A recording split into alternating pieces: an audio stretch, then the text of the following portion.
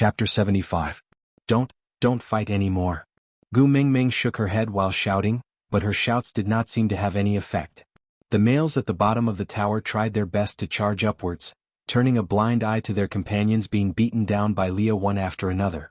Leah stood proudly like the Grim Reaper, thick blood dripping from his fingertips, but a calm and enchanting smile remained on his face. This was the first time his hands were stained with the blood of his Saint Nazir companions. Leader, hurry and stop Leah, we're all on the same side, why do you have to do this? Gu Mingming was terrified, curling up in Elvis's arms like a kitten, asking timidly. I can't stop Leah, unless you want to take in all the single males and Saint Nazir as your partners, or else this battle will only stop if they give up and don't come up. Elvis's expression was stern, without a hint of playfulness. Even the leader of Saint Nazir cannot deprive other males of the right to mate. Gu Mingming shook her head and said, but I will not choose them as my partners, there's no meaning in getting hurt like this.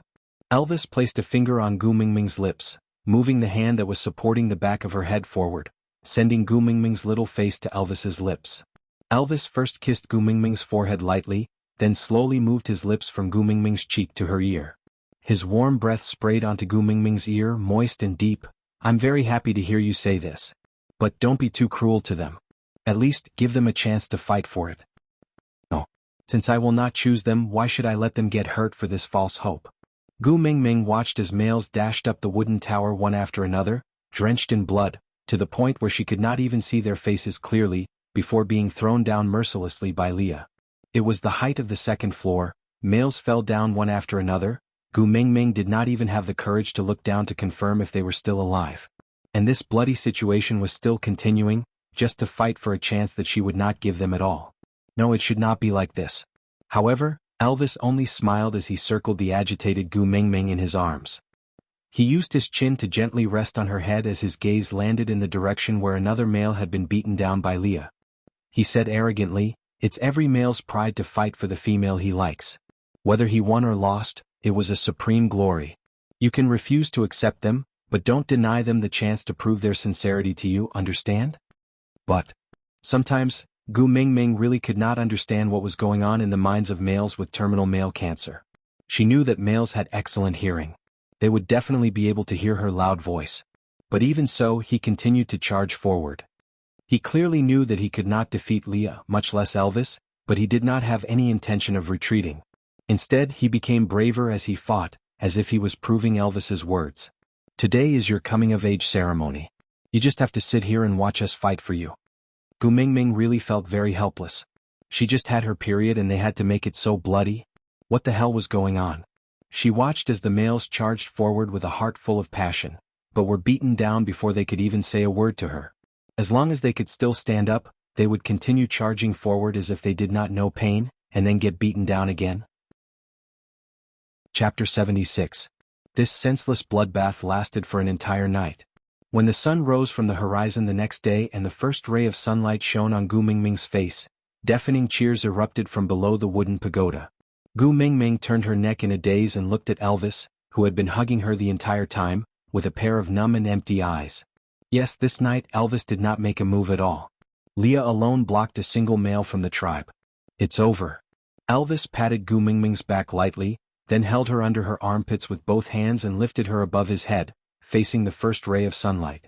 The beasts below the wooden pagoda became even more excited, their cheers resounding through the sky. Gu Mingming still could not understand the meaning of this coming-of-age ceremony, but thankfully it was finally over. Elvis carried Gu Mingming and jumped down from the wooden pagoda. Standing in the middle of a group of injured males, he pointed at the 2-story tall pagoda and said, "Look, that's your bonfire." Gu Mingming's eyes widened. Gu Mingming followed Elvis's finger and looked at the wooden pagoda. The blood had already seeped into the wood and was seeping out from the inside. The old blood had coagulated into a paste and wrapped around the round wood, as if a thick layer of blood had been applied to the original wood. Against the light, it looked like a static bonfire in front of them. And Leah, who was walking over leisurely with his bewitching red robe fluttering in the wind, became the finishing touch to this scene, bringing it to life. Although the males were all injured, they were still unusually excited. In Gu Mingming's coming-of-age bonfire, they were the ones who could use their blood. Gu Mingming did not understand where the pride of the males came from. She only felt her eyes stinging and tears falling down uncontrollably. In the end, she laid in Elvis's arms and sobbed uncontrollably. Gu Mingming, congratulations. From now on you're the first beauty of Saint Nazaire. Sandy watched from afar for the entire night. Her state was the exact opposite of Gu Mingming's. She was extremely excited the entire night and only came back to her senses when Elvis carried Gu Mingming down from the wooden pagoda. Then she suddenly realized that Gu Mingming's bonfire was much redder and brighter than when Nina came of age 2 years ago.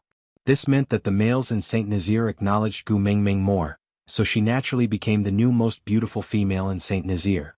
Gu Mingming really did not feel anything towards the title of the first beauty. To be honest, being prettier than a bird's nest wasn't something to be proud of. Moreover, Gu Mingming felt physically and mentally exhausted. The emotions that she had suppressed for an entire night finally erupted the moment she saw Sandy. She did not know where she got the strength from, but she struggled out of Elvis's arms and pounced towards Sandy. Chapter 77. Sandy comforted Gu Mingming for a long time, but Gu Mingming just could not stop her tears. The males at the side felt their hearts ache, but they could not do anything about it. Even Elvis and Leah could only look at each other and shake their heads helplessly. Gu Mingming, don't cry. I will roast the rabbit for you, alright? Sandy's heart ached so much that the only thing she could think of was the delicious roasted rabbit meat. Sob sob. I need to add yellow gravy, burp. Gu Mingming felt much better after crying out her suppressed emotions. Coupled with Sandy's gentle companionship, her emotions slowly calmed down. She had not eaten dinner last night and thought that there would be delicious food during the night campfire party, so she did not pester Elvis to prepare a meal. Who would have thought that the so-called night campfire party was actually stained with the blood of males? Gu Mingming was indeed a little hungry after being on tenterhooks for an entire night. Now that Sandy mentioned it, Gu Mingming wanted to eat even more. Alright. I will give you all the yellow gravy in Saint Nazaire, then don't cry. Sandy held onto Gu Mingming's little hand, her clear big eyes reflecting her figure. Sandy really could not understand Gu Mingming. Sometimes she was braver than anyone else, her fearless demeanor making others worry and feel that she was very reliable at the same time. But sometimes she was as weak as a cub, crying so hard that others could not bear to scold her. They just wanted to give her all the best things in the world just to get a smile from her. Yeah. Gu Mingming answered while sobbing. The males had long lost their minds after hearing Gu Mingming's crying. Now that she was willing to make a request, what else could they not agree to? Without anyone's instructions, a few of them who had yellow gravy at home ran back to get it. Not long after, all the big and small stuffed buns wrapped in yellow gravy were placed in front of Gu Mingming, scaring her silly. She thought that "I'll give you all the yellow sauce" was just a kind of comforting words between bosom friends, and it was nothing more than that. Just like the cute and obedient girl in their dorm, who shouted yes for everyone in the dorm, only to be caught by the professor and given a harsh scolding. When she came back crying, the girl would also comfort her and say, "It's okay, I'll let you have Luhan. From today onwards, Luhan is yours alone. When the two of you get married, I will give you a big red packet too." Indeed, Luhan and Guan Xiaotong had not announced their relationship at that time, but Gu Mingming's words were definitely not enough. Weren't those words just to coax someone? Damn, did the people in the beast world know how to joke? Gu Mingming could not keep up with him being so honest. "Gu Mingming, I'll help you find yellow sauce right now. I'll find as much as you want. Don't be angry, alright?" Colin limped over. Looking at Gu Mingming's blank expression, he guessed that she did not smile because the yellow gravy was too little, so he volunteered, "I'm very familiar with the yellow needle insects. I can definitely help you get a lot of yellow gravy." "Colin?" Gu Mingming looked up and saw Colin's bruised and swollen face. She felt that this was the most beautiful scene she had ever seen. Not caring about the bags of yellow gravy in her hands, Gu Mingming stood up abruptly and hugged Colin. She said excitedly, "You're not dead. You're not dead. That's great, thank the heavens you're still alive." Aside from the topic, today I received a notification from the editor that there will be 1P on the 13th. The importance of 1P to a novel need not be mentioned by Gina, all the babies would know. So, babies, during the 3 days from the 13th of November to the 16th of November, please do not raise any novels. Because the rate of follow-ups is a very important statistic. Babies who can leave comments, please start your performance. PS. During the PK period, Gina will add one update every day. Then all the babies who leave comments during the PK period will be rewarded with XXB10 for the first comment every day. If the content of the comment is related to the plot, the reward will be increased to 20 to 100 depending on the quality of the comment. Chapter 78. Colin was taken aback by Gu Mingming's sudden passionate hug. His body was so stiff that he could not move at all. He was like a piece of wood nailed to the ground, listening to his deafening heartbeat. Sandy looked at the agitated Gu Mingming and then at Colin. Recalling Colin's brave and fearless look last night, she took a deep breath and suppressed the jealousy in her heart. Colin was such an outstanding male, he should definitely pursue a perfect female like Gu Mingming. How could he like a half-orc female like her? Sandy had already guessed it when she saw how hard Colin worked last night. Her last sliver of hope was that Gu Mingming might not like Colin compared to Elvis and Leah. But looking at it now, they looked so compatible when they hugged each other. Sandy forced herself to smile. Today was her only good friend Gu Mingming's first day of adulthood. Colin could become Gu Mingming's partner on the first day she established her family. Even if his status could not be compared to Elvis and Leah in the future, he would definitely not be bullied by others later on. That was good too. With that thought, Sandy smiled and walked forward. She gave her blessings sincerely. Gu Mingming, congratulations on becoming an adult. Elvis, Leah and Colin are all very good males. I believe they will take good care of you in the future. Gu Mingming froze on the spot as if she was struck by lightning. She could understand if she was talking about Elvis and Leah. They were her godparents and could be considered as a family. But what did it have to do with Colin? Sandy looked at Gu Mingming's confused expression. She stretched out a finger in confusion and pointed at the two hugging each other. Didn't you decide to take Colin in as your partner? Gu Mingming followed Sandy's chubby little hand and lowered her head to look. She suddenly let go of her hand and gave Colin a hard shove. But Colin was not pushed badly. Instead, Gu Mingming staggered 2 steps back from the reaction. She shook her head and waved her hands as she walked to Sandy. She held onto Sandy's chubby little hand and explained like a husband who had been wrongly accused of cheating on his wife. No. There's no such thing as mating. I just thought Colin died because of me last night, so I felt guilty. Now that he's safe, I'm just too happy. It has nothing to do with taking in partners or not. But you hugged him. Sandy looked at Gu Mingming, her eyes filled with confusion. Females in the beast world were very precious, so they were well protected by the males. In other words, they were extremely arrogant. No matter how much the males had to go through, they would take it for granted. They would never be grateful, nor would they care about their lives. In any case, there were males everywhere. If they died, it would be his fault for being incompetent. Just look at Nina and you can see that. Her own males might not even get a hug just because she was alive, let alone other males. For the female to be so emotional and care about him, wasn't it because he was the partner she had chosen? Gu Mingming shook her head like a rattled drum and explained hurriedly, "You know that I came from the outside? In our country, it was normal for friends to care for each other and hug each other. Some would even kiss each other when they meet. This has nothing to do with mating, it's just a way to show politeness and friendliness." Aside from the topic, our Gu Mingming had unknowingly become a hooligan and molested the pure and innocent Colin. Equals is identical to sigma? Omega? Chapter 79. Care hugs, kisses. A bloody smell enveloped Gu Mingming. Lee's fingertips that looked like they had been painted with nail polish slid across Gu Mingming's cheeks. With a hook of his finger, he pinched her tiny chin and repeated the 3 keywords word by word. His smile was deep, but it gave Gu Mingming goosebumps all over her body. Leah, Daddy Leah, listen to my explanation. Gu Mingming's knees gave way and she almost knelt on the ground out of fear. Damn it, she had watched the whole night of Black Leah. It was a wooden tower that was 2 stories high and he did not show any mercy when he threw the males from the same tribe down. Gu Mingming deeply felt like she was kissing her Prince Charming for the first time after chasing him for a long time. Damn it, when she turned around, her parents were standing behind her. That was a kind of thrill that even the most extreme horror movies could not bring. Damn it, what should she do? Yeah, I'm listening. Lee's smile did not diminish and he stared at Gu Mingming with an expression that said, I want to see how you are going to make it up. Gu Mingming racked her brains for a long time, but she could not think of a way that Leah could accept to explain what was social interaction, and what was friendship. Damn it, in this beast world, was there any pure friendship between males and females? Damn it, even males acted out Brokeback Mountain. How the hell was she going to explain to Leah what was pure friendship? Leader? Look for her mother at the crucial moment. That was Gu Mingming's last weapon. She looked at Elvis with a sullen face and wanted to ask for help, but Elvis's face was cold, clearly showing that he was on Lee's side. Damn it.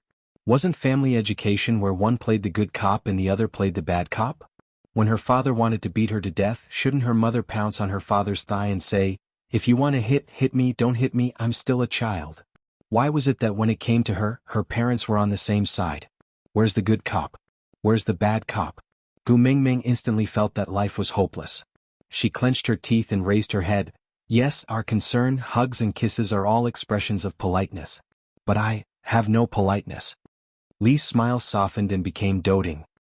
He pinched Gu Mingming's chin lightly and shook it a few times, before letting go of her little face. He turned around and pulled her arm, throwing her back into Elvis's arms. He turned sideways to block Colin's entire line of sight. He casually fiddled with his sharp claws and said calmly, "Although the bonfire ceremony is over, I will still accept it if you want to challenge me." Although Colin really liked Gu Mingming, and that hug just now really gave him the urge to fight to the death. But if Gu Mingming was in a hurry to clarify and prove herself, it would be impossible for him to continue pretending to be deaf and not hearing anything. He did not mind if Gu Mingming did not like him. As long as he could take care of Gu Mingming and make her safer and happier, Colin did not really care if others liked him or not. But he did not want Gu Mingming to be put in a difficult position because of her. That would go against his original intentions. So Colin hurriedly waved his hands and said, No, I know I can't win. However, I won't give up. When I'm stronger, I'll challenge you again. I hope that at that time, you won't refuse to accept my challenge." Chapter 80. Elvis hugged Gu Mingming and gently wiped her tear-stained face. His gaze was gentle and doting and his voice was very soft. Rather than saying that he was talking to Gu Mingming, it would be better to say that he was talking to himself. "It's good that you don't have any manners, keep it up, understand?" Gu Mingming did not even have the energy to complain in her heart. She was after all a good young lady who had studied Mao Zedong, Deng Xiaoping and Marxism-Leninism. Now that she was being taught not to be polite, her worldview was collapsing. "Alright, let's first announce the partners you have chosen, then I'll go hunt and ask Leah to roast rabbits for you." Elvis tried his best to appear calm, not wanting Gu Mingming to see his anticipation. Even though Leah was the only one fighting with the challenging males last night, no one would doubt his abilities. Moreover, Gu Mingming's reliance on him and Leah was obvious to all, so no one would doubt their status as first partners. Now, as long as Gu Mingming opened her mouth and said something to give them a title, it would be enough. However, what partner? Gu Mingming was dumbfounded. Didn't no one beat Daddy Leah yesterday? Can't we just go home directly? Elvis smiled faintly. Gu Mingming, the messenger of the beast deity, really knew nothing about the rules of the beast world, but her clueless look was so lovable. "Yeah, Leah worked hard for the whole night, you should at least give him a title." Elvis purposely did not mention himself, because Gu Mingming's attitude had already explained everything. She called his cave home. She wanted him to bring her back home, which meant that she had silently acknowledged his status as first partner. Because after the females in the beast world came of age, they would all stay in the cave of the first partner chosen during the coming-of-age ceremony. They would renovate the cave after mating so that the females could live more comfortably, but the foundation was definitely the territory of the first partner. So his status had already been set, and there was no need to say anything more. What title? Gu Mingming stared at Elvis with her eyes wide open, then turned to look at Leah, who looked like a blood-stained lotus flower, and said with a dumbfounded face, "Daddy, Leah can't mate with me. It's against morality, it's intolerable." Lee's heart throbbed violently. He lowered his head in shock to look at where his heart was, before raising his head to look at Gu Mingming. She was indeed different. Because of her, this numb heart had already felt strange twice. Leah walked slowly to Gu Mingming, his brows slightly furrowed, not because he was angry but because he was hurt. His slender fingers gently caressed Gu Mingming's face, his gaze filled with an incomprehensible hidden bitterness. "You despise me, don't like me, so you don't want me, right?" No. Gu Mingming hurriedly shook her head and said, "You are my daddy, why would I despise you, not like you and not want you? Then why don't you let me be your mate?" Leah did not know why his emotions would be so easily affected by Gu Mingming. He originally wanted to mate with her because she was the messenger of the beast deity, but now, his uncontrollable heart was clearly telling him that it was not just that, he cared about this little female in front of him. That was why he tirelessly repelled everyone who tried to rush up the wooden tower last night. If not for his deep feelings for Saint Nazir, he might have lost control of his emotions and started a massacre last night. Out of topic. Gu Mingming, Xiao Jinzi, what are you doing? Author, digging soil. Gu Mingming, How old are you already, still playing with soil? Disdainful face, author. Gu Mingming, you are not allowed to say that about my food. Gu Mingming, Sigma, oh? Author. Keep your shocked expression. Which woman doesn't eat soil for at least 300 days a year? Elvis, Gu Mingming, come over, the roasted meat is ready. Gu Mingming sprinted away, leaving author, Gu Mingming's back view. What's so great about having a mate? She didn't go shopping on Singles Day and actually came to abuse dogs. Chapter 81. You are my daddy, Leah. Gu Mingming looked at Leah in confusion, thinking to herself, why are you saying you want to mate with me in front of Elvis? What kind of seniority is this? Leah squinted his eyes and asked, what kind of title is daddy? Does it have the same meaning as beauty? F*******. Gu Mingming's heart broke down. Damn it, have you never sat in a rocking car before? Never heard of a nursery rhyme called, Daddy's daddy is grandpa? Gu Mingming really could not give Leah a proper relationship, so she could only wink her eyes and say, Elvis is watching, what are you doing? Leah was even more confused. Elvis was watching. Was there a problem? Elvis would not object to it. Leah, let me tell you, if you continue making a fuss, Elvis will really get angry and I won't be able to help you then. Gu Mingming patted Lee's shoulder earnestly. But before she could finish her sentence, Elvis said quietly at the side, I'm not angry, F*******. Gu Mingming looked at Elvis in shock and suddenly felt discouraged. She turned to look at Leah and said, you see, this trick is useless. Leah looked into Gu Mingming's eyes and used his finger to lift her chin, making her look straight into his eyes. Then he said slowly, don't avoid my question, tell me why you don't want me to be your partner? Why, do you not like me? Gu Mingming slapped Lee's hand and pushed his hand away from her chin. All right, stop pretending. I told you this trick is useless. Look at Elvis, he's not jealous at all. Why don't you just tell me directly, why did you two quarrel? Let me, as your daughter, help you two to reconcile. Elvis totally did not understand what Gu Mingming was talking about. He said in confusion, I didn't quarrel with Leah. But Leah seemed to have thought of something as he suddenly raised his head and laughed out loud for a long while, until Gu Mingming's hair stood on end. Only then did he forcefully stop laughing. He placed one hand on Elvis's shoulder and inched his blood-stained face towards Elvis, but his eyes were looking at Gu Mingming disdainfully from the side. Just as his lips were about to touch Elvis's face, he suddenly stopped and turned around to face Gu Mingming, who was staring at him with a pair of innocent big eyes full of anticipation. Did you think that Elvis and I are partners? Huh.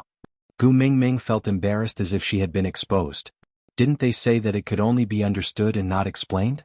Why did he say it out loud? Elvis's reaction was even bigger than Gu Mingming's.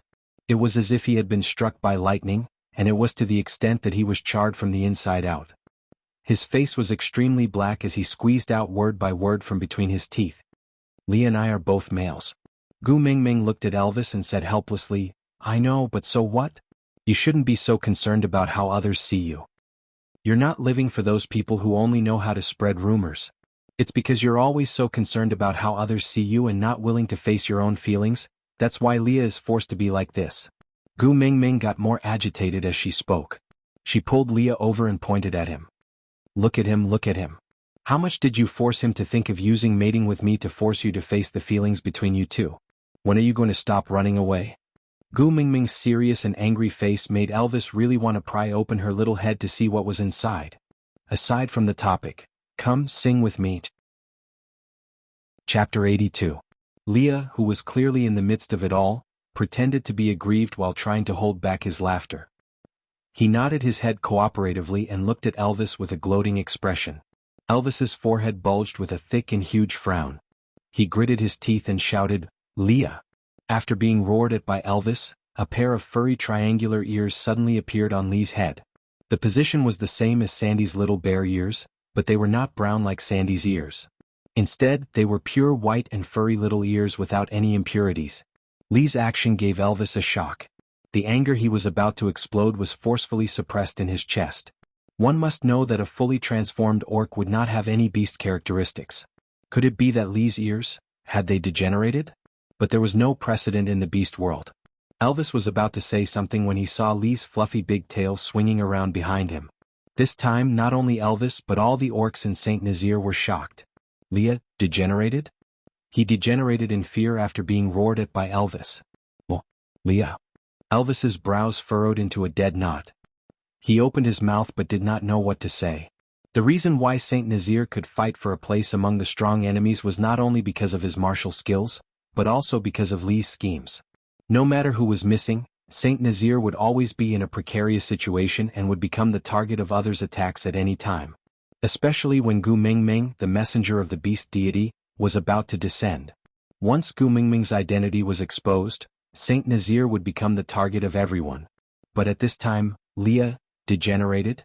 Compared to the nervousness of the others, Leah was much more relaxed. A fluffy and soft tail swayed around like a feather teaser, causing Gu Mingming to involuntarily stretch out her hands to hug it in her arms. Ever since Li's tail appeared, that pair of big innocent eyes had not shifted away at all. Her whole body was covered in pink bubbles and her eyes were filled with surprise. Li's eyes were filled with happiness. But Leah would not let Gu Mingming have her way. It was as if he was teasing her on purpose. He would always pull away just when she was about to grab onto his tail, missing her dirty little hands by a hair's breadth. But at the same time he did not move too far away from her. He swayed right in front of her, causing her to pounce on him again and again, as if she was a cat lured by a cat teaser. Leah smiled slyly and shook his head at Elvis, gesturing him not to worry. Then he used his chin to point at Gu Mingming. Elvis turned back in confusion, only to realize that Gu Mingming had been teased by Li's big tail to the point that she forgot herself. Elvis still did not quite understand. He furrowed his brows and cast a questioning look at Leah, but Leah just smiled and did not say anything. There were some things that did not need to be told to everyone. Leah swung his big tail and approached Gu Mingming step by step. Finally he sent his fluffy tail into Gu Mingming's arms. Gu Mingming rubbed her face against Li's big tail in satisfaction after hugging it. The satisfaction and happiness on her face could not be faked. At that moment, Li's heart felt like it was being teased by a pair of little hands. That touch made his whole body go numb. Then a faint sweetness spread all over his body. He wanted this female. Leah moved his face that resembled a blood-stained white lotus to Gu Mingming, who was playing happily. He asked in a light and ambiguous tone, "Daddy Li's tail, do you want it?" Aside from the topic, tomorrow at 12 noon this article will be published.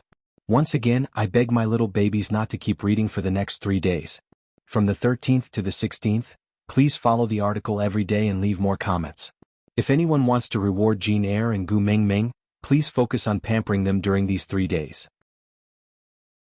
Chapter 83. Gu Mingming nodded her head hurriedly, her big watery eyes filled with anticipation. To a furry lover like Gu Mingming this big tail was too tempting. If you accept me, this tail, and my entire body will belong to you.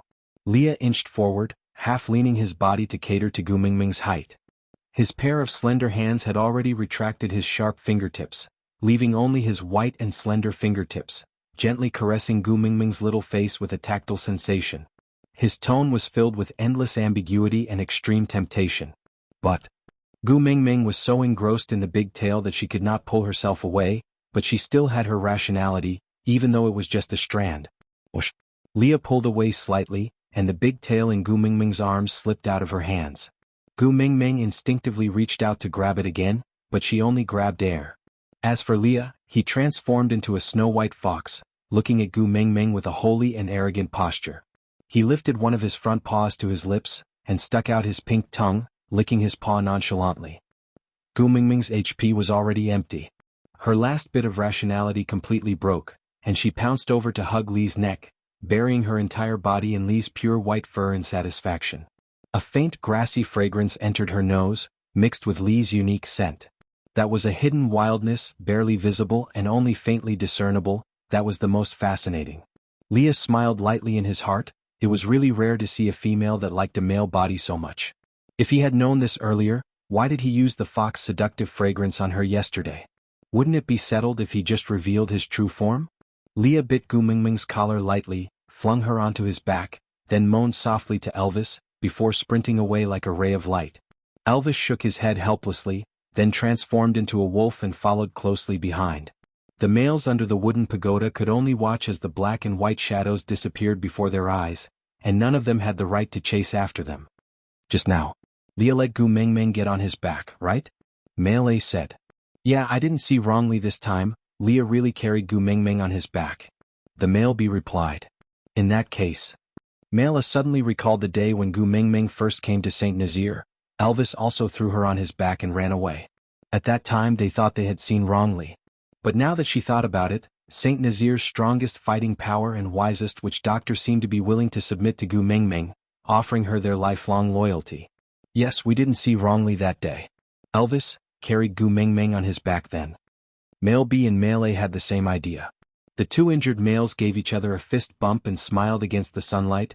Looks like if we want to mate with Gu Mingming we have to work harder to improve our abilities. Otherwise, it would be impossible to get Elvis and Lee's approval. Makes sense, Male A agreed. But none of them noticed that behind the crowd, there was a pair of vicious eyes staring hatefully at the direction where Gu Mingming, Leah and Elvis disappeared. A pair of withered and wrinkled hands ruthlessly pinched the arm of the male beside her. But the male could not care less about his bleeding arm, only hugging her shoulders lightly and coaxing, "All right Nina, don't be angry." Chapter 84. Leah and Elvis returned to Elvis's cave one after another. Leah stopped at the entrance of Elvis's cave and transformed into a human but kept his tail and ears in his beast form. He did not seem to mind that others might think he was a lowly half-orc now. He just laid on his side seductively and used his large tail to encircle Gu Mingming in his arms. While using his large tail to tease Gu Mingming who was playing happily, he looked at her with a doting expression and asked, "Can I go in?" Gu Mingming could not bear to let go of this large tail at all. Moreover, it was not like Leah had never entered Elvis's cave before. What reason did she have to reject him? So she nodded hurriedly and said, "Yes, yes, of course you can." Leah nodded his head in satisfaction and exchanged glances with Elvis, saying, "Go ahead and hunt, leave this to me." Elvis did not transform back into his human form as he was afraid that he would reveal his jealousy. Gu Mingming liked Lee's original form so much but she did not even look at him who had also transformed into a wolf. Looking at Gu Mingming nestling in Lee's arms in satisfaction, Elvis suppressed the sourness in his heart and nodded before turning to run away. He used his speed to challenge his body's limits to numb the irritation in his heart. He kept telling himself that he and Leah were both Gu Mingming's partners and it was fine as long as she was happy. After Elvis left, Leah hooked Gu Mingming's little chin lightly and turned her little face towards him. Looking at her hugging his tail innocently and not letting go, Leah felt a strange feeling in his heart once again. It was as if a warm current was spreading from his left chest to the rest of his body. That feeling was very warm, very comfortable and made one yearn for it. "Tell me, what should Elvis's title be when it corresponds to Daddy Leah?" Gu Mingming blinked her eyes and answered without thinking, "Old Godmother." Leah raised his eyebrows. He could not differentiate between daddy and godmother, and would not know that old godmother was a type of chili sauce. He could only compare from the literal meaning and pronunciation before nodding his head in approval, saying, "Yeah, I still like the title, Daddy Leah." "Come on, say it again." Gu Mingming blushed. When she wanted to hug his thighs, she just blurted it out. But now that there were only the two of them, this demon was still looking at her ambiguously and asking her to call him daddy. It was so damn embarrassing. "You're not calling me?" Leah tilted his beautiful eyes and said as if he was hurt, "You called me so intimately before you got me. Now that I'm yours, you're not even willing to say a nickname? Mingming, you are so heartless." "What?" Gu Mingming shuddered and said in shock, "Don't spout nonsense, I didn't pounce on you, how did you become mine?" "Oh." Leah did not seem surprised by Gu Mingming's reaction. He just ruminated over the word pounce, before asking with a sincere expression, "You just pounced from Elvis's arms to me in front of everyone in the tribe. You even hugged me, touched and played with me for a long time. Now, are you going to turn against me and refuse to admit it?" Gu Mingming shook her head and waved her hands. It was a common feeling of being unable to explain herself. How the hell was she going to explain that this Piu was not the Piu? It was all her fault for being blinded by lust. She couldn't control her urges when she saw a body of flawless white fur. But what she had pounced on was a fox, the kind of high-class pet. Aside from the topic, don't rush, Elvis's status has not been decided yet. It's impossible for Leah to be promoted. Chapter 85. In the future you're not allowed to say that I'm not yours. Do you understand? Leah used one hand to hold onto Gu Mingming's hand that was waving like a windshield wiper and pulled it into his arms. Gu Mingming drowned in Lee's fluffy big tail while Leah caressed Gu Mingming's little head from time to time. He said in a slightly reproachful tone, "I don't want to be abandoned." Gu Mingming hugged onto Lee's big tail without letting go and said tearlessly, Daddy Leah, I didn't abandon you, but I really can't mate with you. You didn't abandon me but you can't mate with me. Do you still want to pair me up with Elvis? Leah smiled evilly. He placed his elbows on the ground and supported his chin with his palm. He looked at Gu Mingming coquettishly and said, if Gu Mingming likes it, I can cooperate once in a while. But if it's for a long time, even if I agree, Elvis won't agree. Gu Mingming felt her nose bleeding. Her already empty blood tank was overdrawn. Leah, does your mother know how dirty you are? At first glance, Gu Mingming still felt that Leah was as pure and holy as a flower on a high mountain, not to be messed with. His image had crumbled too quickly. What the heck, in just one night, Leah had walked further and further down the path of corruption, as though he was never going to return. Leah held onto Gu Mingming's hand gently. The gentleness in his eyes could almost be squeezed out. He looked at Gu Mingming affectionately and said, Gu Mingming, promise me, no matter what, don't abandon me, all right? Unknowingly, Gu Mingming's heart was suddenly touched violently. Lee's gaze was clearly smiling and gentle, but Gu Mingming felt as if she could see an unknown scar in that pair of eyes. Leah, what had he experienced? Gu Mingming kept her joking thoughts and frowned slightly. She looked back at Leah and deliberated for a long time before shaking her head and saying, I can't promise something I can't do. You're very good but I can't mate with you. What? Hearing Gu Mingming's rejection, Lee's heart tightened. The question that he blurted out caught him off guard. Why would he care about the reason? According to his original personality, no matter what her reason was, he would always have a way to make her comply with his wishes. But why did he care about why now? Gu Mingming lowered her head, not daring to look into Lee's eyes. Rejecting someone was a stressful matter, especially rejecting Leah, a Prince Charming whom Gu Mingming could not match up to no matter how she looked at it. The stress was even greater. And when the Prince Charming was still looking at you with an infatuated expression, the pressure was so great that it felt like the atmosphere was about to explode. Marriage? Oh no, mating is an important matter that affects the entire generation. It can't be done casually or carelessly. Leah hooked Gu Mingming's chin with his finger. He liked the way she looked at him. When he could clearly see himself in her clear eyes, he felt an indescribable sense of satisfaction. And her avoidance made his heart uneasy. But this time, Leah felt that he was wrong. Why was it that when he saw the clear guilt and apology in her eyes, his heart felt as if it was being slowly pierced by a sharp claw? That pain lasted for a long time and he could clearly feel every minute and inch of it. I'm willing to pledge my lifelong loyalty to you, not carelessly or casually. Leah retracted his arm and pulled Gu Mingming into his embrace, avoiding her serious gaze. Their faces were pressed against each other and Lee's lips moved softly beside Gu Mingming's ear. Mingming, believe me, I'm serious. Aside from the topic, on the first day of the PK I'll add more updates. My little babies, please leave a comment. Whether Gu Mingming would have meat to eat in the future depended on everyone. Chapter 86. But Gu Mingming felt a tightness in her throat. She was really not good at rejecting, but no matter how seductive or immortal Leah was, Gu Mingming really could not entrust her entire life to him so carelessly. We've only known each other for 3 days. You still have a lifetime to slowly familiarize yourself with me. Leah supported the back of Gu Mingming's head with one hand, while the other wrapped around her waist tightly. He was afraid that he would hurt her if he used more strength, but he was afraid that she would break free and never come back if he used less strength. Gu Mingming tried to push Leah away but to no avail. Compared to males, even if she had 2 years of bodybuilding training, she was still considered a weak girl without the strength to truss a chicken. Leah, I'm sorry. Gu Mingming gave up struggling and allowed Leah to hug her like that. She knew that males in the beast world had extremely good hearing, so with the distance between them, even if her voice was soft, Leah would definitely be able to hear it clearly. A lifetime is too heavy a promise. I can't give my entire life to someone I've only known for 3 days. Lee's back stiffened. He thought that after what happened in the past, his heart would no longer hurt, but he was wrong. But you accepted Elvis? Leah looked down, a tinge of dejection in his eyes. Gu Mingming's brain was a little slow. She seemed to know something incredible but could not explain exactly what it was. Leah looked at Gu Mingming's reaction and suddenly asked, not knowing whether to laugh or cry, "Don't tell me, you don't intend to mate with Elvis too?" What a joke. Elvis is my godmother. Gu Mingming jumped up out of reflex, but after saying that she suddenly remembered, damn, Elvis helped her change her sanitary pad before, and he even changed his clothes from head to toe. F***ck. What happened to the promised sisters, godmother and daughter? Gu Mingming looked up at the sky and sighed, "I've been tricked by a wild wolf." Leah laughed and squinted his eyes. His gaze drifted to the distance, looking calm but with a hint of murderous intent. "So, the first partner in your heart is Barit? How is that possible?" Gu Mingming shook her head heartlessly. "I only see Barit as a friend. The kind of friend who can care, hug and kiss?" Leah raised his eyebrows and asked. Gu Mingming facepalmed. Damn it, could this joke ever get over with?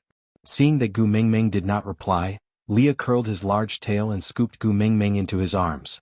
Her tiny waist was pressed tightly against Lee's firm abs and both her feet were off the ground. Other than Leah, she did not have any other support points. So she could only wrap her arms around Lee's neck to maintain her balance, but her upper body instinctively moved backwards, trying to widen the distance between them. But why would Leah let her have her way? One of his hands had already grabbed the back of her head and fixed her in front of him at a distance of about a fist. With a smile that was not a smile, he said, "Ming Ming, if you feel that 3 days is too short and is not enough for you to believe my sincerity, then before you feel that it is long enough, let me be your friend. The kind of friend that you can care, hug, kiss." As Leah spoke, he slowly inched forward. His target was naturally Gu Mingming's tender and delicious lips. Gu Mingming crossed her arms in front of her chest and blocked Lee's kiss. She laughed dryly, "Ha, ha ha, it's good to be friends. Let's start from being friends." "Friends can kiss," Leah said unhappily. "There are many types of friends too. Not every friend can be kissed." Gu Mingming said seriously. "No." Leah raised his head and said in a slightly commanding tone with a sense of pride, "I want to be your only friend. Other than me you cannot be polite to any other friend or else I will kill him." Leah raised his head and looked at Gu Mingming. "Aside from the topic, come, my little babies. Today's prize-winning question and answer session. Old Godmother's real name is _________. The first prize for answering correctly is XXB30, the second prize is 20, the third prize is 10. The prize for 40-10 is 5. The prize for 11-20 is 2. It's just a small token for fun, babies, don't despise it." Chapter 87. Leah looked serious and Gu Mingming could not help but recall his decisiveness last night, as well as the blurry image in the depths of her memory. On a dark and windy night, that man whose face could not be seen clearly carried her with one hand, while the other hand easily broke Colin's arm, saving her from the hands of the Grim Reaper. She would not doubt Lee's words. This was the beast world, where violence was justice and only the strong could enjoy the spoils. Leah had enough ability to fulfill every word he said, and even if he did it, no one would find it inappropriate. The winner was the king, that was the logic. But the education and living environment that Gu Mingming had received meant that she was unable to accept the fact that human life was just an ordinary and common setting like everyone else here. She was even more unable to accept the fact that others would simply die because of her. "Leah, the world is so beautiful, but you are so hot-tempered. This is not good, not good."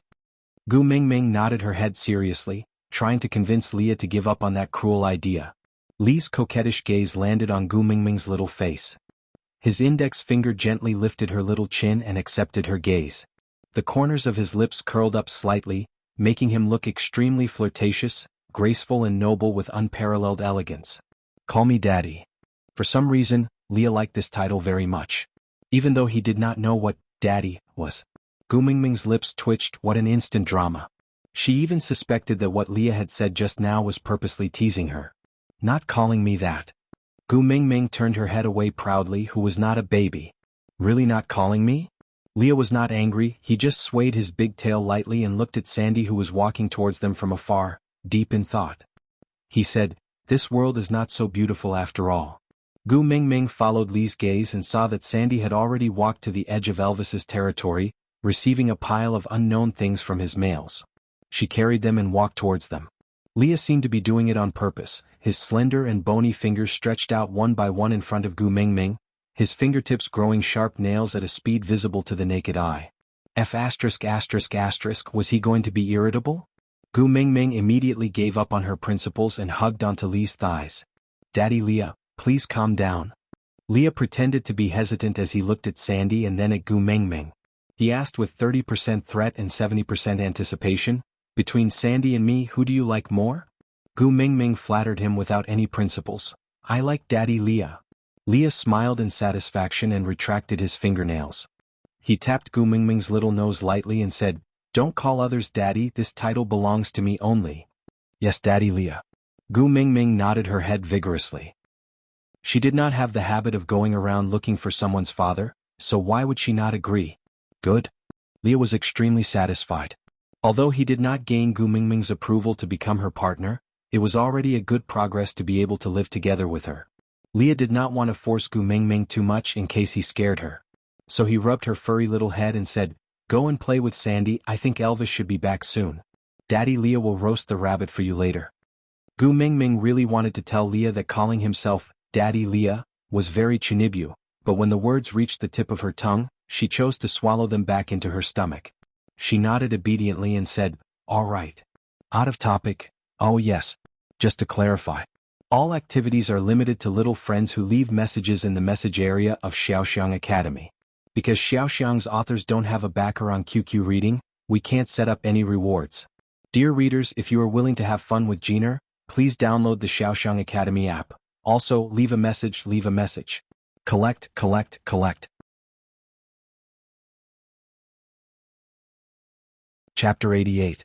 Leah gently let go of Gu Mingming and placed her on the ground steadily. Then he slowly stretched out his large tail and followed Gu Mingming's rhythm as she ran towards Sandy until his tail could no longer touch her.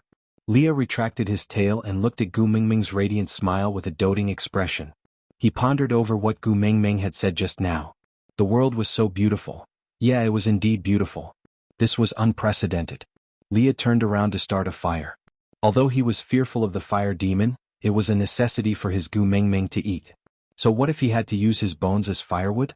On the other side, Gu Mingming pounced towards Sandy happily.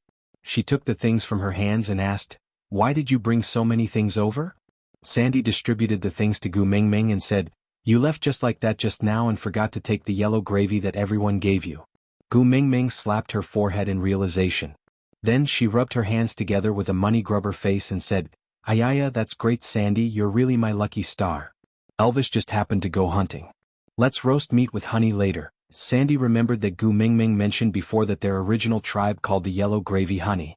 At the thought of roast meat, Sandy swallowed her saliva instinctively. But looking at Leah, who was starting a fire behind Gu Mingming, Sandy twisted her fingers and said with some grievance, "Today is the first time Elvis and Leah are your partners. This day is too precious to them." Sandy looked at the yellow gravy in Gu Mingming's hands.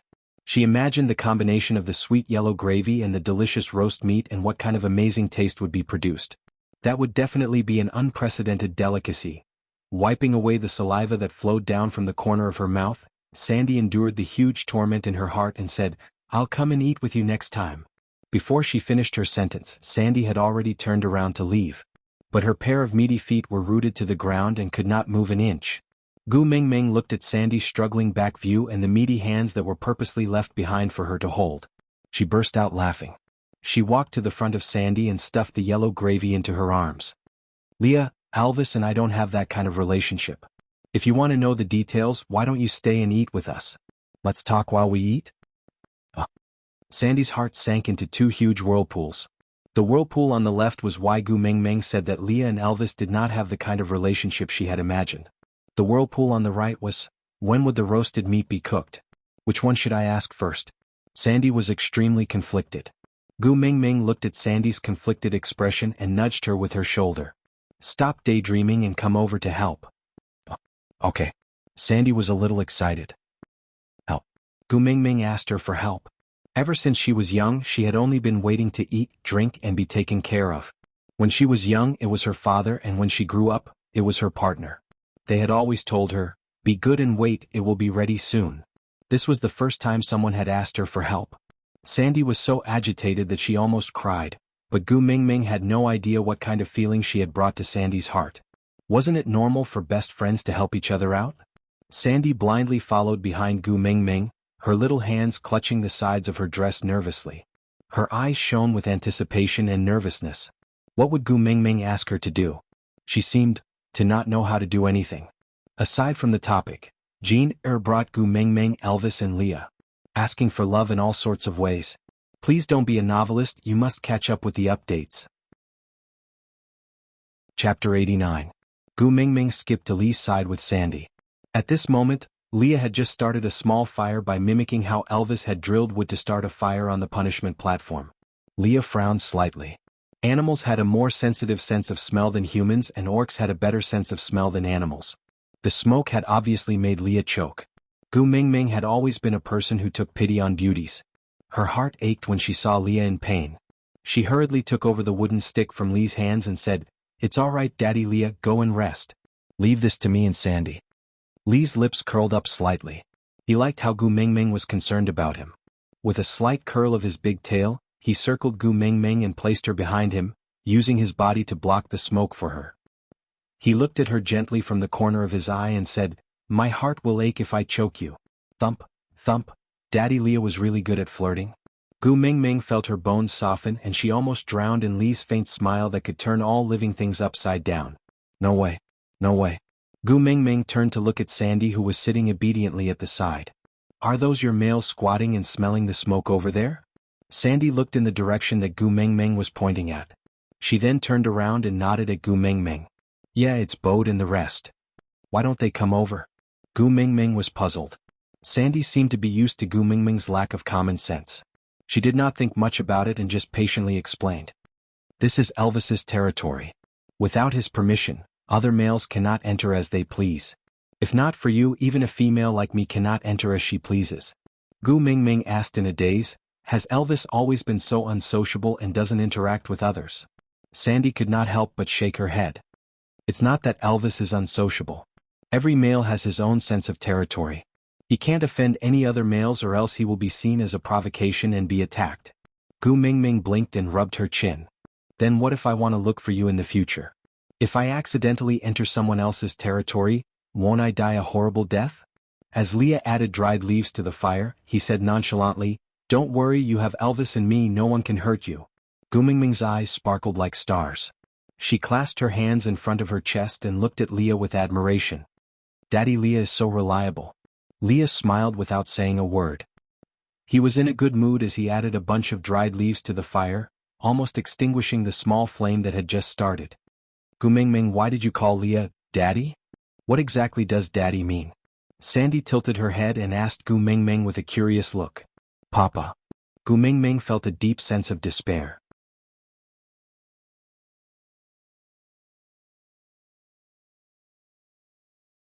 Chapter 90. "Oh, so Daddy is what you two partners call each other? Hee, then I will also call Bode Daddy Bode in the future." Sandy thought that Daddy was like honey and was just a dialect. But before she could finish her sentence, she felt a chill down her spine. She looked towards the source of the chill and saw Leah smiling at her with a burning wooden stick in one hand. That smile was so cold that it sent shivers down one's spine. Crack. The wooden stick in Lee's hand was crushed into pieces and some sparks splashed onto Lee's body. However, he did not care and just maintained that cold smile. In a clear voice, he said, "This title belongs to me." Oh. Sandy shrank her neck and nodded pitifully. Leah was so scary when he had a partner. He even threatened females. He was not like this in the past. Sobs, sobs, sobs. She wanted to cry but did not dare to. She felt so wronged. Seeing that the atmosphere was a little awkward, Gu Mingming laughed dryly. She held Sandy's little hand in her arms and said, "Daddy does not mean partner. It is a kind of blood relationship, a kind of familial love. It is a kind of connection that cannot be severed no matter what. It is very simple but also very complicated. I will explain it to you when I have the chance in the future. Now let's talk about roasted meat. Alright?" "Yeah." Sandy nodded her head as if she understood but did not probe further. She only hoped that the chapter on Daddy would be over as soon as possible. Lee's face darkened even more and he looked especially angry. Because, Gu Mingming just said that Daddy did not mean partner? You do not intend to mate with Leah? Sandy grasped the main point with a face full of shock. She completely ignored the fact that Lee's veins were popping out from her roar. Gu Mingming shook her head honestly and said, "At my place, we do not mate as soon as we reach adulthood. We will start off as friends and after we understand each other to a certain extent, we will become lovers when we feel that it is right. After a few years of dating, we will get used to each other and when everything is right, we will then seek the approval of both families and become partners under the blessings of all our friends and family." Sandy was confused. Friends? Wasn't it like the relationship between her and Gu Mingming? Will we become lovers in the future? Sandy asked in confusion. Gu Mingming burst out in laughter. My sexual orientation is normal, I only like pretty boys. You don't like me anymore? Sandy's eyes were misty, and it looked like she was about to burst into tears. It wasn't easy for her to make a friend if Gu Mingming didn't like her. Would she become all alone again? Although her partners treated her very well and loved her very much, she always felt that there were some things that she couldn't tell them. But Gu Mingming was different. Although they had only known each other for a short 2 days, Gu Mingming gave her a very warm and special feeling. She really liked Gu Mingming. Haha, Gu Mingming laughed heartily and hugged Sandy tightly. She rubbed her furry little ears and said, "The like I mentioned is referring to the choice of partners. As a good friend and bestie, I like it a lot." "Really?" Sandy asked doubtfully. Her big innocent and clear eyes fluttered, making Gu Mingming's heart soften. "Of course it's true. You are kind and pure, gentle and cute, kind and not pretentious, friendly and caring. What reason do I have not to like you?" Gu Mingming held Sandy's chubby little face in her hands and kissed her. Sandy blushed and giggled. "I like you the most too." Sandy blushed and giggled. "I like you the most too." Aside from the topic, the competition is tomorrow and I don't know what the outcome will be either. I'm so nervous, so nervous. Babies, let's give it a try. Bookmark and leave a message if you have any flowers, give them to me. Chapter 91. In your world, all males and females start off as friends, then become lovers before finally becoming partners? Sandy blinked her big innocent eyes and tilted her head to ask. Gu Mingming played with Li's big tail while nodding her head and answering, "Not necessarily. We have a phrase called love at first sight.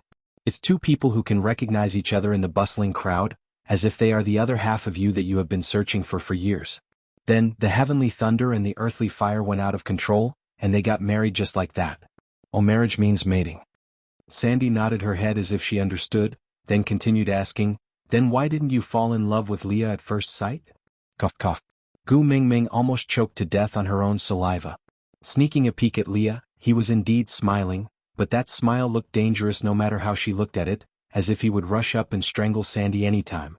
Gu Mingming roared in her heart, "I say, Sandy, you have to be more careful. Why did you have to rub it in?" But even though she was cursing in her heart, Gu Mingming still had to come out to smooth things over.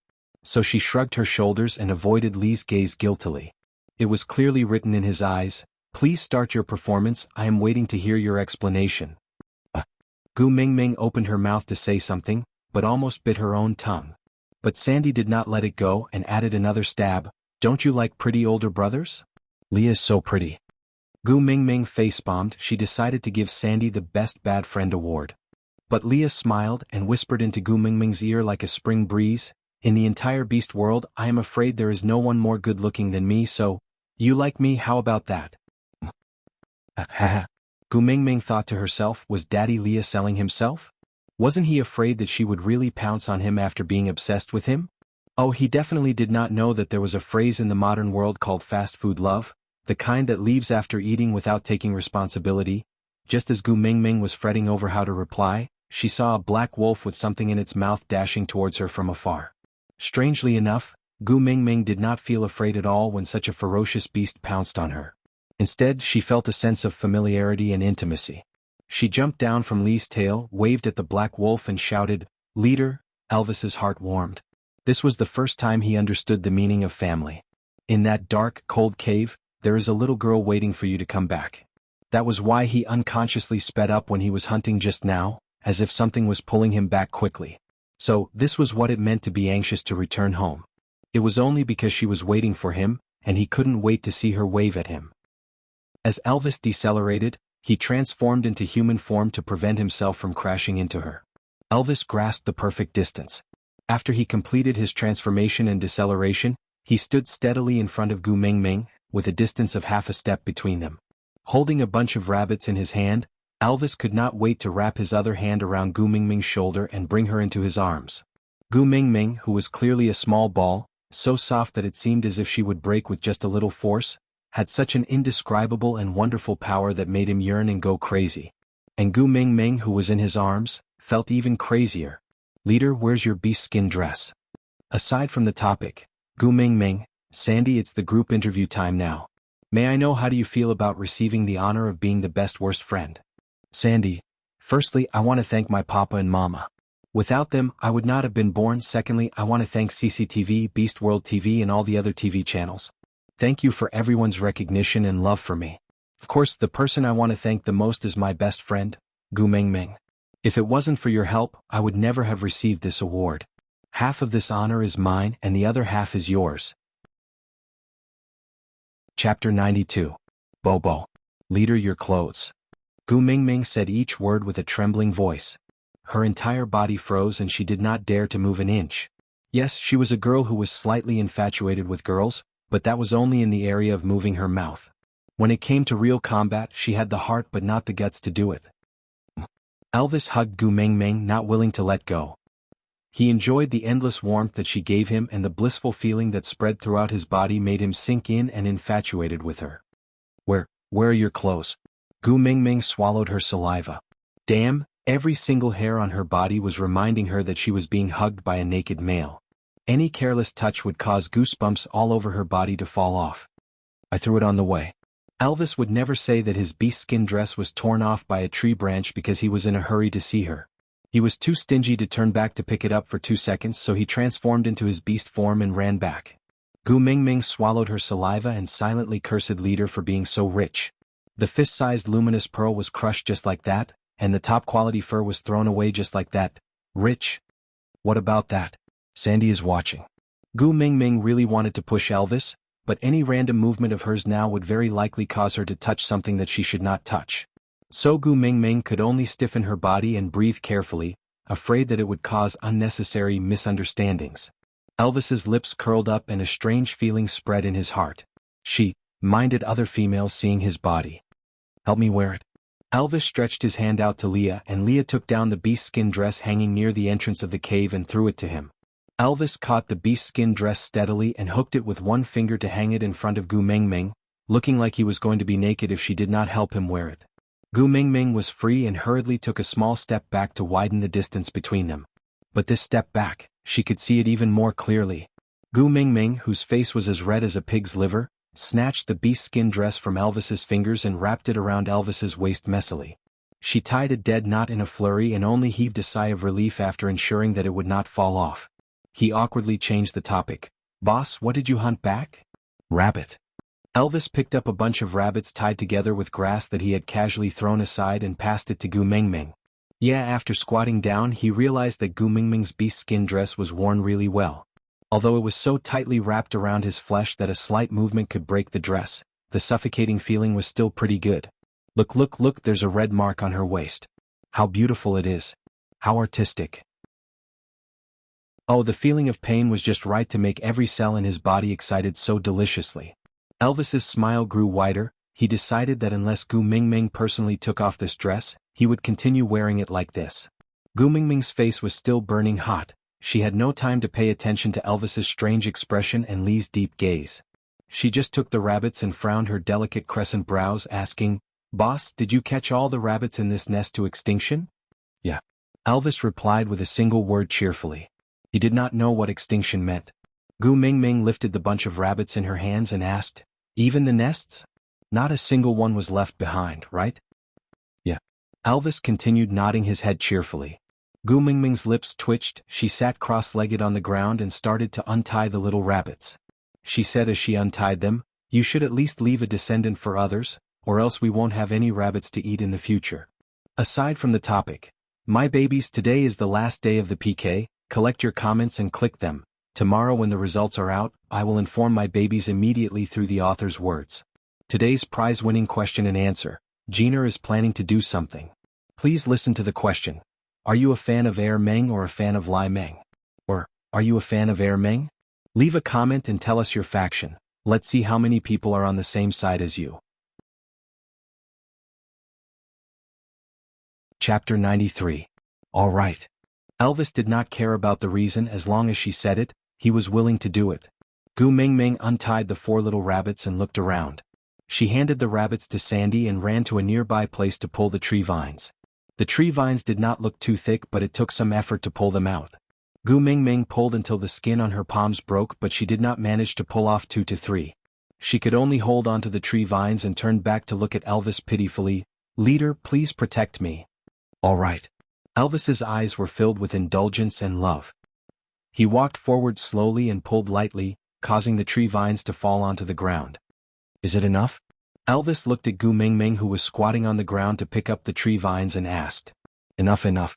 Satisfied, Gu Mingming picked out a huge bunch of tree vines before skipping back to Sandy's side. She sat down cross-legged and tied the tree vines one by one, before starting to weave a simple little cage.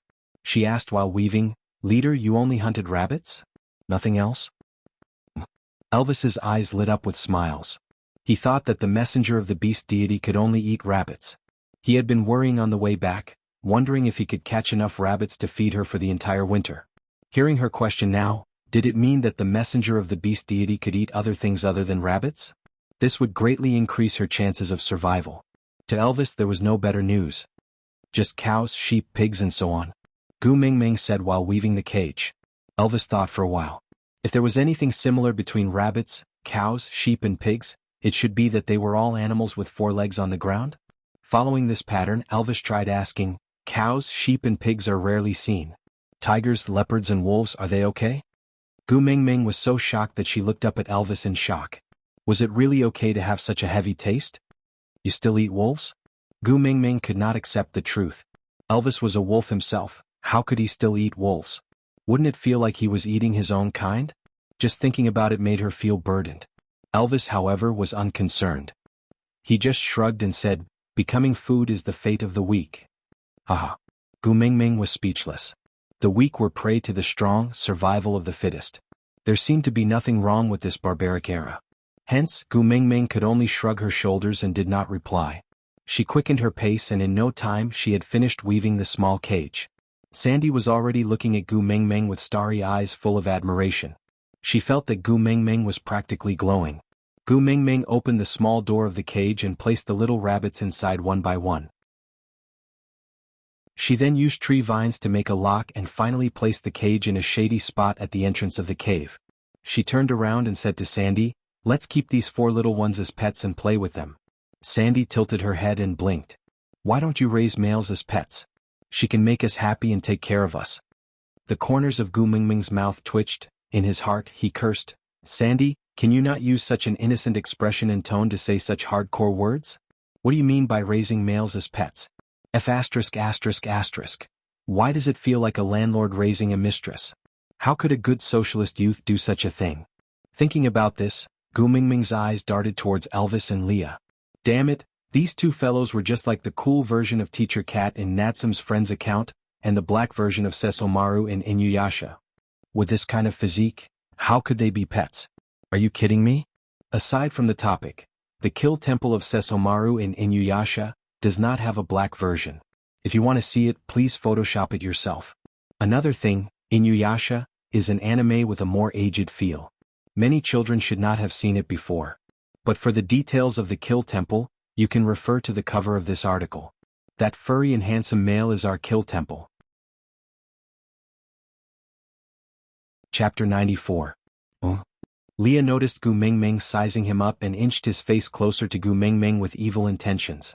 He said ambiguously with an intimate posture, "You want me to be your beast pet?" No, how can I?" Gu Mingming felt embarrassed as if she was caught red-handed. She waved her 2 little hands and hurriedly denied. "Why not?" Leah, on the other hand, seemed to be a little disappointed. He pulled Gu Mingming into his arms. Leah used his index finger to gently lift Gu Mingming's chin, his moist lips stopping at the tip of Gu Mingming's nose. His fragrance was so sweet that Gu Mingming's nose sank into it. Gu Mingming shuddered and stared at Leah, who was so close to her, dumbfounded. She did not dare to say anything. Leah then felt a little better. Although he did not say it, he was jealous of Gu Mingming's reaction when Elvis hugged her just now. This light taste was just to make up for it. Leah smiled in satisfaction. The tip of his tongue was still savoring the taste that belonged to her on his taste buds. It was slightly sweet and tasty. As a beast pet, how about a snow fox? Pure white, magnificent, able to pray for blessings and cure illnesses. Leah suddenly smiled meaningfully, then moved his lips to Gu Mingming's ear and bit on her exquisite earlobe. Then he huffed and said, "The kind that can also warm the bed." Gu Mingming's eyes lit up. Blood flowed uncontrollably from Gu Mingming's nostrils. Daddy Leah broke the rules. "I Gumengmeng, you're bleeding." Sandy appeared to be even more nervous than Elvis and Leah. Her roar snapped the two of them back to their senses. Why was she bleeding from her nose? Did she hurt her head? When Leah was beating someone up last night, did someone get past Leah and hurt Gumengmeng? It shouldn't be. The two males fell into a state of confusion. Gumengmeng raised her head and pinched her nose. She waved her hands at Leah and Elvis, who were lost in their thoughts. "It's nothing, it's too dry. I'm just not used to it." Leah and Elvis looked at each other but did not know how to reply. They had never encountered such a situation before. At that moment, even Leah did not know what to do. "Sandy, can you accompany me to the stream to wash my face?" Gumengmeng stretched out her hands like a blind person touching an elephant, feeling her way towards Sandy. Elvis was one step ahead. He held onto Gumengmeng's outstretched wrist and pulled her into his arms. He said worriedly, "I'll go with you." "Oh." Gumengmeng really wanted to say that she only had a small nosebleed from Daddy Lee's teasing and it was not some terminal illness that could kill her. Elvis really did not need to put on an expression as if her life was in danger. But, with him being so nervous, Gumengmeng felt strangely at ease. Yes, a child with a mother is a treasure. Elvis's speed was extremely fast. Even though he was carrying Gumengmeng in his arms, it did not affect his speed at all. It was as if Gumengmeng, who weighed 60 kilograms, was just a small cotton ball with no weight at all. Leah walked side by side with Elvis the moment he took his first step. The smile on his face was unknowingly replaced by worry. He did not say much and only said two words lightly, "Let's go together." Sandy was extremely anxious, but there was no way her speed could catch up to Elvis and Leah. She could only huff and puff as she ran behind them. After they left Elvis's territory, Bode carried her all the way to the stream. Elvis and Leah ran frantically towards the stream one after another. In addition to Gumengmeng's rutting fragrance, they had long attracted the attention of the people in the tribe. In addition, Sandy, the worst friend, followed closely behind. She shouted as she chased after them, "Hurry, hurry, hurry, Gumengmeng has lost a lot of blood. I don't know if she will die. I'm so worried, run faster." Yeah, the news of Gumengmeng's death spread throughout the entire St. Nazaire in an instant. Aside from the topic, this was the last chapter of the PK period. The PK would start later. So nervous. No matter what the outcome was, Jean Eyre and Gumengmeng were extremely grateful for the companions and hard work these 3 days. "Thank you for your passion and love, it makes me feel very warm." Chapter 95. By the time Gumengmeng and the rest reached the stream, the nosebleed had already stopped. But since they were already here, she might as well wash her face. Gumengmeng had just rolled up her sleeves to wash her face when she heard a commotion behind her. Gumengmeng, who was squatting by the stream, was instantly petrified. What kind of scene was this? Males with bruised noses and swollen faces were rushing over hurriedly, as if they wanted to see someone for the last time. Gumengmeng tilted her head and froze on the spot. Before she could ask what was going on, Sandy, who was at the front, had already hugged her. She said tearfully, "Gumengmeng, don't hide it from me. What happened to you? Hurry and tell me." "I just had excessive internal heat." Gumengmeng answered honestly, "Look, I washed my face twice and I'm fine now." Sandy did not believe her. She held Gumengmeng's little face and tried to look into her nostrils. After looking, she felt that it was not detailed enough, so she moved her nose closer and sniffed carefully for a while. After confirming that there was no more bleeding, she then heaved a sigh of relief and said pitifully, "You can't hide it from me if you're sick." "It's fine, don't worry, I'm fine." Gumengmeng hugged Sandy's shoulders and comforted her. Who would bleed from their nose for no reason? "Don't try to lie to me. Sob sob, you're my only good friend if you die." A sob sob. It was better if she did not comfort Sandy, but after Gumengmeng consoled her, Sandy felt even more upset. Her tears flowed freely, causing Gumengmeng to sigh. This Sandy, she was good at everything except that she loved to cry too much. She was a soft girl from head to toe. "All right, Sandy, if you continue crying, I'll drown in your tears." Gumengmeng helped Sandy wipe her tears while coaxing her. "Don't cry, look at that stream. There are fish, I'll roast some for you, all right?" Fish. Hearing that there was food, Sandy stopped crying with difficulty. Her eyes, which had yet to fade from tears, were as clear as the night sky that had been washed by water, clean and transparent. "Look, that's it." Gumengmeng pointed at the big fat fish swimming leisurely in the stream, as if it was not afraid of humans at all. "Water shuttles taste horrible. They taste fishy and have thorns. Sandy looked at the small fish with a look of disgust and curled his lips. Shaking her head, she pulled Gu Mingming's arm and said coquettishly, "Gu Mingming, let's just roast the rabbits. Look at how many rabbits Elvis caught just now, other than the ones you reared, there's still enough for us to eat." Sandy saw that Gu Mingming was unmoved and was still staring at the water shuttle with sparkling eyes. She made up her mind and stomped her feet. "At most, I will eat less and let you eat your fill first, all right?" On the other hand, Gu Mingming grabbed Sandy's little hand and pulled her in front of her. She used her chin to point at Elvis and Leah, then pointed at Bode and the other males who had followed her all the way here. She then asked, "Everyone is watching, only the two of us are eating? Aren't you ashamed?" Sandy looked around, then nodded her head confidently. "Of course I am, why should I be ashamed?" Gu Mingming smiled helplessly. "The rabbits were caught by Elvis, we still need Lee's help to prepare them later on. In the end, I'll be eating while others watch, I'll be sitting while others stand, what would happen then? No, I can't do it. If we want to eat, we'll eat together or we won't eat. What era are we living in, why is there still sexism?" Aside. Extra great news, this article has passed 1p. The great editor has informed me to write well and prepare for 2p.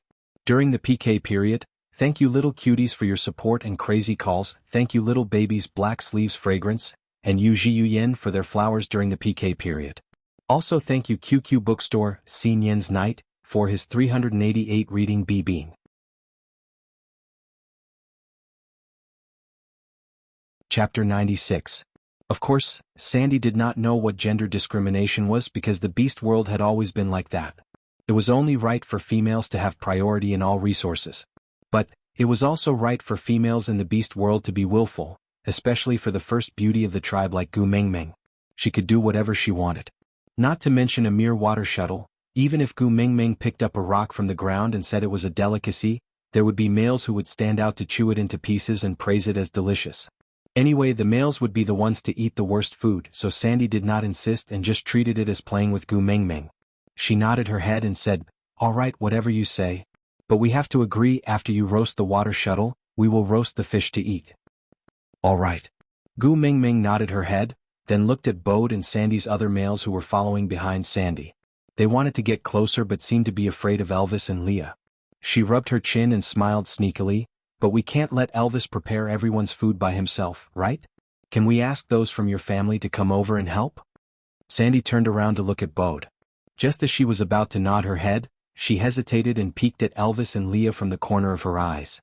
She whispered into Gu Mingming's ear, "It's not a big deal to help, but Elvis has to agree first." Gu Mingming looked back at Elvis in confusion and shrugged her shoulders in confusion, asking, "What do you mean?" Sandy wrinkled her nose at Gu Mingming, pretending to be disgusted. Then she inched closer and said in an even softer voice, "Elvis is the leader of the tribe and has the priority to hunt. Wherever he is, as long as someone snatches his prey within the range of his scent, it will be considered a provocation and he will teach that person a harsh lesson. Bode and the rest are not Elvis's match." Gu Mingming opened her mouth and nodded her head as if she understood. Then she turned around to look at Elvis and said, "Leader, can we ask Sandy's males to come over and help us prepare some food?" Elvis rubbed Gu Mingming's little head lovingly. After confirming that her nose was no longer bleeding, he felt relieved and his mood turned for the better. He scooped Gu Mingming into his arms and hugged her with one arm. His eyes were filled with so much indulgence that it could melt into water. His voice was low and thick like the playing of a cello. "Here you have the final say." Gu Mingming chuckled and gave Elvis a thumbs up. "Leader, you're so reliable." Elvis seemed to be used to hearing Gu Mingming talk about irrelevant things and did not think about what she meant by atmosphere. Looking at her expression, it was definitely not something bad, so he accepted it gladly. Gu Mingming jumped down from Elvis's arms and held her head high, looking like a little villain intoxicated by success.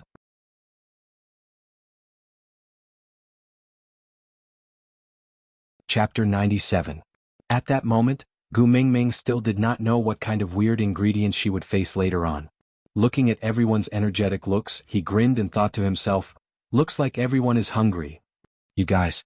Gu Mingming waved at Bode and the rest. "Can you go into the water and help me catch 2 fish?" Bode did not reply and just looked at Sandy as if waiting for her to say something.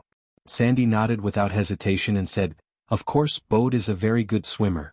Bode was pleased by Sandy's praise and his gaze was filled with a, "I really don't know what to do with you," smile and love.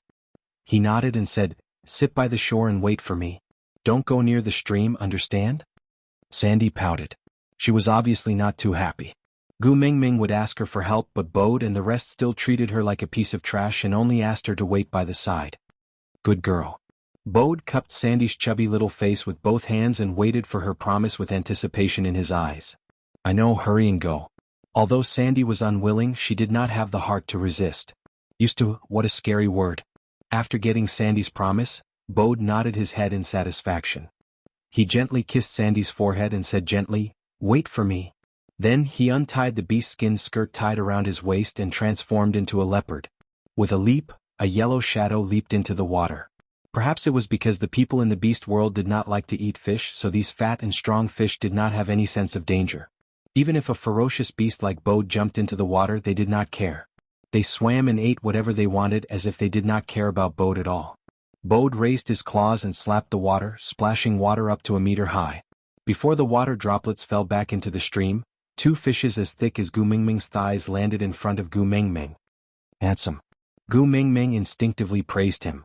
She looked at the 2 fishes and her mind spun rapidly: pickled cabbage fish, boiled fish, squirrel fish, braised fish and fish meat hot pot. What the f*ck? Gu Mingming swallowed her saliva and cursed that beast deity in her heart. What kind of lousy place was this? There wasn't even a seasoning.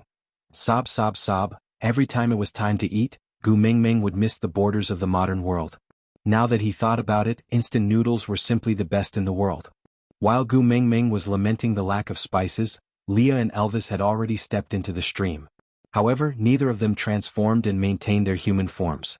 Elvis could not bear to remove the beast skin dress that Gu Mingming had helped him wear, while Leah did not want Gu Mingming to see him drenched. After all, a drenched fox was not a peerless beauty. Admittedly, Bode was Sandy's partner and would definitely not pose any substantial threat to Ren Bao and Leah. But, if he was defeated by another male in front of his own female, how could he still have the face to live? Furthermore, why should others prepare the food that their female wanted to eat? Once these 2 brothers reached a tacit understanding, what could they not accomplish? Hence, not long after, the fish in front of Gu Mingming had piled up into a small hill. Gu Mingming snapped back to reality and hurriedly waved her hands. "Sigh, enough enough. If you can't finish them, don't catch them." Chapter 98. Most importantly, Elvis was standing beside the alluring Leah. Even if Leah had clearly explained to Gu Mingming that he and Elvis were not in that kind of relationship, the image was still too strong. Gu Mingming felt a warm sensation spreading in her nostrils, as if she was going to have a nosebleed again. "Leader, Daddy Leah, come up, hurry up." Gu Mingming panicked. She did not want to experience the entire tribe looking at her as if she was attending a funeral. Elvis frowned and rushed to Gu Mingming's side. As his body was wet, he did not dare to carry her. He just held her shoulders and asked with a serious face, "What's wrong? Are you feeling unwell?" Gu Mingming waved her hands and laughed awkwardly. Could she say that she was about to have a nosebleed from the cuteness of Elvis and Lee's rotten image? Really? Elvis did not seem to believe her. Leah followed Elvis onto the shore. He stood behind Elvis and watched for a while. Finally, he stretched out his slender and bony hand to touch Gu Mingming's forehead. After confirming that her body temperature was normal, he pressed his palm on Gu Mingming's chest. His heart, which had just relaxed because she did not have a fever, suddenly became anxious again. This heartbeat, why was it so fast? And it seemed to be getting faster. Leah frowned and was about to say something when a crisp slap landed on Lee's face, followed by Gu Mingming's earth-shattering and deafening high-pitched scream.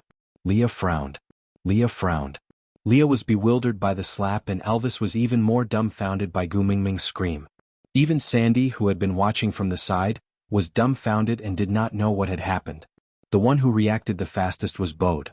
He jumped out of the water and stood in front of Sandy. He looked around warily, thinking that there was an enemy invasion. Gu Mingming shouted until the last bit of air in her chest was sucked dry. She then stopped with a red face. She crossed her arms in front of her chest and hugged her shoulders. She glared fiercely at Leah as if she was about to cry. She was like a young wife who was being teased by someone glaring at a hooligan. Leah pointed at his own nose in confusion and asked, "Did I do something wrong? What the hell?" Gu Mingming looked at everyone else who had a blank look on their faces. She really wanted to cry but had no tears. If this was the modern world, Lee's actions would definitely be considered sexual harassment. But in this era, what kind of era was this? She had hugged Colin, and Sandy had wanted her to take Colin as her partner. She had been attacked in the chest and no one had spoken up for her. Clenching her teeth, Gu Mingming answered fiercely, "No." How the hell was he supposed to explain that a girl's body couldn't be touched casually? Telling orcs like them who didn't even know what their daddy was useless. Gu Mingming felt extremely aggrieved, but she could not say it out loud.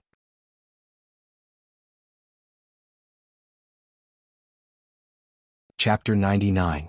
You have a secret in your heart? Leah stared at Gu Mingming, whose face was getting redder as he got closer to her. The curve of his lips brought a hint of warmth. If one did not look closely, it would look no different from usual, but the gentleness he exuded could not be deceived. No. Gu Mingming denied flatly. Leah did not insist, he just held Gu Mingming's little hand and pressed it against the left side of his chest, where his heart was. He gently hugged her waist and pulled her closer to him, so that Gu Mingming was pressed against his chest. "I let you touch it back, so don't be angry, alright?" Gu Mingming wanted to retract her little hand as if she had been electrocuted, but Leah did not give her any chance. He placed his palm on the back of her hand, pressing it tightly against his chest. He tilted his head slightly and said with a gentle gaze, "I have a secret in my heart. If I cut it out for you to see, you won't be angry at me anymore, alright?" Gu Mingming fluttered her thick eyelashes, looking at Leah in confusion. "Promise me." Leah smiled, extending his sharp claws in front of Gu Mingming, cutting into the flesh inch by inch along the edge of Gu Mingming's little hand. "What are you doing?" That bright poppy-like blood rolled down Lee's fingertips. Gu Mingming was stunned for a moment, then struggled to break free from Lee's little hand, holding onto Lee's wrist that had turned into a sharp claw, preventing him from hurting her anymore. She could only feel anger in her heart, glaring at him and saying, "Self-harm is the most stupid thing to do. But it's the most effective." Leah retracted his fingernails, then pulled his arm inwards. Gu Mingming, who was holding onto his wrist, flew into Lee's arms. Leah hugged Gu Mingming tightly in his arms, using a strength that made him want to knead her into his body to imprison her, as if that was the only way to prove that she really existed. "Your heart aches, right?" Leah asked, the faint smile in his eyes carrying a tinge of joy and a tinge of palpitation. The injury just now was just a small cut on the flesh. A wound of this degree would heal automatically before night falls, but such a small wound could cause such a huge reaction from her, although self-harm was stupid, but it was worth it. "Yes, my heart aches." Gu Mingming pursed her lips and pressed harshly on Lee's wound. Half of her fingertip sank into his flesh and the warmth of the blood from her fingertip made Gu Mingming's heart ache. "Aren't you just bullying me for feeling sorry for you? Let me tell you, those who make me sad will not have a good ending." Leah arched his back and tiny beads of sweat covered his forehead. His eyes, however, were staring at Gu Mingming lovingly without blinking, not moving away from her face for even a moment. Seeing that Leah was in so much pain, Gu Mingming hurriedly retracted her little hand that was pretending to be fierce, but her wrist was held tightly by Leah, unwilling to let her escape just like that. "You haven't seen that secret yet." Leah held Gu Mingming's hand and placed it into his wound, as if the person bleeding was not him. He smiled seductively and said, "Cut open my heart, I'll let you see who it belongs to." Gu Mingming's eyes were filled with tears. No, I don't want that." Gu Mingming pulled back her hand with all her might. How could she be Lee's match in terms of strength? Seeing that her fingertips were about to touch Lee's wound again, Gu Mingming's big eyes were filled with pleading as she said in a sobbing tone, "I beg you, don't do this." Aside from the topic, it's time to promote the correct values again. Little cuties, self-harm is really an extremely stupid act. You must never learn it. You're tuning in to the Sword Dance in the Vast Sky YouTube channel. Don't forget to subscribe and join us on this journey to catch the most captivating stories.